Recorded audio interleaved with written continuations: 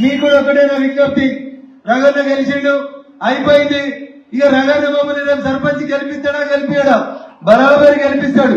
మీ అడుగులో అడుగుగా ఉంటాడు, మీ కష్టంలో బరాబరి రగన్న ఉంటాడు. మీరు దావత్ ఇచ్చిన రోజు మీ ఎంపీ సాబ్ రాకపోవచ్చు, కానీ రగన్న కష్టం వచ్చిందంటే బరాబరి అందరికంటే ముందుంటుంది మీ ఎంపీ రగన్న తప్ప ఇంకొకటి కాదు. అందుకని మీరు కూడా రగన్న సీనియర్ 100 కిలోలు ఉన్నాడు, ఈయన మీద నేను కౌన్సిలర్కి వెళ్తానా సర్పంచ్కి వెళ్తానా అని డౌట్ పడద్దు. శత్రువు ఎవడనేది అవసరం లేదు, నీ కాన్ఫిడెన్స్ ఎంత అనేది ముఖ్యం. వెంకటరామరెడ్డి 1,00,000 కోట్లకు అధిపతి. ఎన్ని కోట్లకి? 1,00,000 కోట్లకు అధిపతి. 100 కోట్లకు ఎకరం చొప్పున 10 ఎకరాలు కొన్నాడు.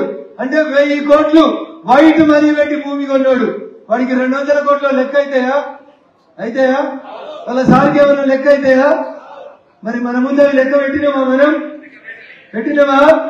గట్టి పోస లెక్క తీసి 200 కోట్లని ఆ 7 పాయల దుర్గమ్మ కాళ్ళ కాడ పెట్టి నిలబడ్డావా లేదా? మెదక్ నిలబడ్డదా లేదా? గెలుస్తామని ఇదే ఫంక్షనాల్లో చెప్పిన నేను. గెలిచినవా లేదా?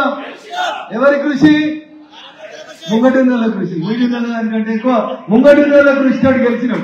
ఎందుకంటే ప్రతి బూతులో ఎదురుగున్నారు 1000 వంచితే, మందు వంచితే, వాళ్ళు బెదిరిస్తే ఏ రోజు కూడా తెలవచ్చలే.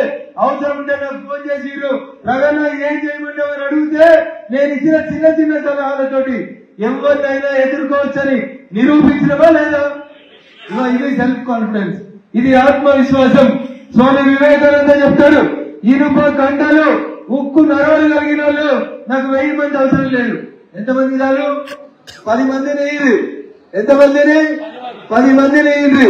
మెదక్లో మేమే గెలవాలి, అన్ని ఎంపీపీలు జడ్పీటీసీలు అనే గోల్ ఉన్న వాళ్ళు ఎవరైనా ఉంటే రేపటి నుంచే పనిచేసి మొదలు పెట్టుర్రి. నాకన్నా నోటిఫికేషన్ రాలే కదా, నాకు టికెట్ ఇస్తే 10 కోట్లు పెడతా అంటాడు ఒక ఆయన. టికెట్ ఇచ్చినాక 10 రూపాయలు కూడా తీయడు ఆయన. అందుకని పైసలతో ఎన్నికలు గెలుస్తామనే మూర్ఖపు భావన ఎవరికన్నా ఉంటే దయచేసి దాన్ని మర్చిపోదు.